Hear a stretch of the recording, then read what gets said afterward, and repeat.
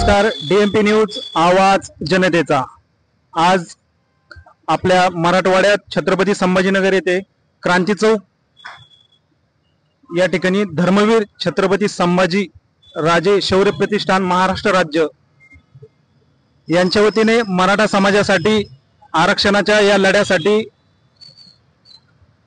राजश्री उमरे पाटील ताई गेली आज 7वा दिवस उजडलाय। तसं बेमुदत आमरण उपोषण करतायत। आपण बघत असाल त्यांची तब्येत एवढी खालवलेली आहे, अद्यापही शासनाचं याकडे दुर्लक्ष। मुख्यमंत्री एकनाथ शिंदे साहेब आज अख्ख्या महाराष्ट्रामध्ये एकीकडे आपण जर बघितलं तर महाराष्ट्र म्हणजे हा सुपीक असा प्रदेश, शेतकऱ्याचा प्रदेश किंवा एक लढाईया किंवा एक देशासाठी खूप मोठं नेतृत्व केलेलं एक छत्रपती संभाजी महाराज, छत्रपती शिवाजी महाराज, राजमाता जिजाऊ यांचा हा महाराष्ट्र। आणि आज या मराठा समाजावर आज इतकी बिकट परिस्थिती निर्माण झाली का आज आरक्षणासाठी रस्त्यावर यावं लागू राहिलं। एकीकडे हा समाज या देशाचं, या महाराष्ट्राचं नेतृत्व करत असताना आज आरक्षणाची खरी गरज फक्त मराठा समाजासाठी आहे। तर आज या आमरण उपोषण या आंदोलना ठिकाणी धर्मवीर छत्रपती संभाजी राजे शौर्य प्रतिष्ठान महाराष्ट्र राज्याचे संस्थापक अध्यक्ष श्री बाळराजे आवरे पाटील यांच्याशी आपण चर्चा करणार आहोत। तर किती दिवसापासून आंदोलनाला बसले आहात आपण, उपोषणला, आमरण उपोषण? सर्वांना सर्वप्रथम जय जिजाऊ जय शिवराय। ताईचा आज 7वा दिवस आहे आमरण उपोषणाचा आणि ताईची प्रकृती दिवसांदिवस खालवत चालली आहे। आमची सरकार दरबारी एवढीच विनंती आहे की तुम्ही मराठवाड्यापुरतं मराठा समाजाला आरक्षण देण्यात यावं। बरोबर आहे, दादांनी सांगितल्याप्रमाणे आज विदर्भ असन, पश्चिम महाराष्ट्र असन, या ठिकाणी ऑलरेडी मराठा समाज हा ओबीसी मधून आहे, बरोबर ना? आणि फक्त मराठवाडाच या आरक्षणापासून वंचित असून तर मराठा समाजालाही ओबीसी मधून आरक्षण द्यावे।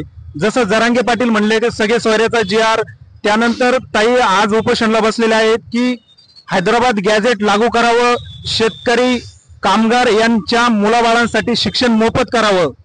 तर दादा, आतापर्यंत सरकारकडून कोणी आपल्या भेटीला आलं का?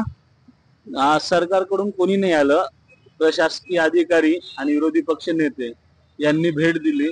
प्रशासकीय अधिकारी CP साहेब आणि जिल्हाधिकारी साहेब आले। ते म्हटले की आम्ही 2 दिवसात तुम्हाला कळवू। त्यानंतर रात्रीपासून ताईंनी औषध उपचार सुरू केले आहेत, पण हा लढा आरक्षण भेटल्याशिवाय शांत राहणार नाही। नक्कीच दादांनी सांगितल्याप्रमाणे आणि आपण बघतात राजश्री उमरे पाटील ताई यांची तब्येत खालवलेली आहे। गेली 7 दिवसापासून एक अन्नाचाही कण त्यांनी घेतलेला नाही।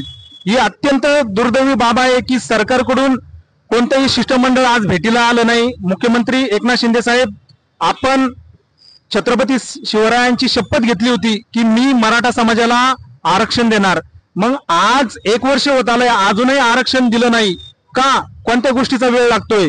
आज कायद्यामध्ये तरतूद केलेली आहे, भारतीय संविधानाने आम्हाला अधिकार दिलेला आहे मराठा समाजाला की आरक्षण, जो समाज मागासला जातो त्या समाजाला आरक्षणची गरज आहे आणि तो आरक्षण ओबीसी मधून द्यायला काय हरकत आहे? ओबीसी हा फक्त काय घटक एका जाती किंवा एका पक्ष आपलं एका जातीसाठी नसून तर जो समाज मागासलेला आहे त्या समाजाच्या अशा एकूण 400 जाती त्यामध्ये आहे आणि ऑलरेडी मराठा समाज हा ओबीसी मध्ये असून मग मराठवाड्याला आज हे दुर्दैव। त्यासाठी सरकारनं तत्काळ यांची दखल घेऊन योग्य ती कारवाई करून आणि हैदराबाद गॅझेट लागू करावं अशी यांची प्रमुख मागणी आहे। तर अजून जाणून घ्यावूया तुमच्या काय व्यथा अजून? विषय आहे की मराठवाड्याला आरक्षण मिळावा, मराठवाड्यातील मराठा समाज ओबीसीत जावा आणि ह्या गोष्टीसाठी माझ्या मते मराठवाड्यातल्या कुठल्याही ओबीसी बांधवाचा काही विरोध नाहीये।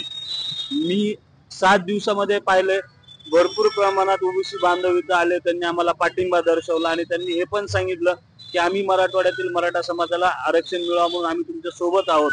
कारण पश्चिम महाराष्ट्रातल्यांना आहे, विदर्भातल्यांना आहे, मग कोकणामध्ये पण आहे, तर मराठवाड्याला का नको? त्यामुळे हा जो गैरसमज पसरवला जातो की ओबीसी समाज मराठवाड्यातला मराठा समाजाच्या विरोधात आहे, असं काहीही नाहीये। ग्राउंड लेवलवर खूप वेगळा विषय आहे आणि मराठवाड्यापुरतं आरक्षण द्यावं ही ओबीसी समाजाची पण मागणी आहे आणि आमच्या प्रमुख 3च मागण्या आहे।